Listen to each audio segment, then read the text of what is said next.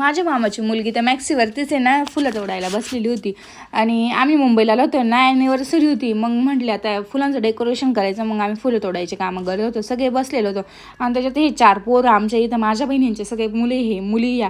पण अशा त्रास होतात सगळ्या मुलगा कोणीच नाही आमच्या इथे, सगळ्या मुलीच होत्या. मग तिला मोबाईल दिला, तिला म्हटले जाय माऊ इकडनं. म्हटले तर शांत तरी बसशील. मामी आणि मामीची बहीण होती आणि ह्या पोरी बसल्या मोबाईल खेळत. त्यांना म्हटलं तरी शांत खेळा. ही माझ्या मामाच्या मुलीची मुलगी एकदम सुंदर खूप क्यूट आहे.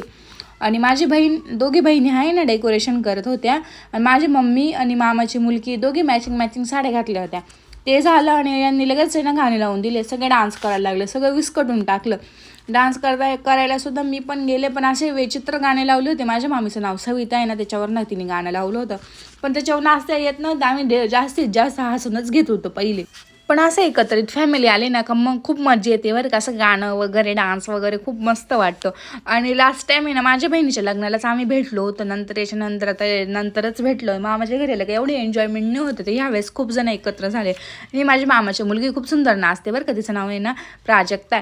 आणि ह्या दोघी जणी ना ते आता नवीन पुष्पाचं गाणं निघालं ना त्याच्यावरती डान्स करत होत्या. तर जमत नव्हतंच, पण कसं थोडीशी लहान पोरांना आहे ना मजा राहते. ह्या दोघी बघा डायरेक्ट आहे ना पदर घेतला माझ्या बहिणीचा आणि त्याच्यावरती नाचायला लागल्या.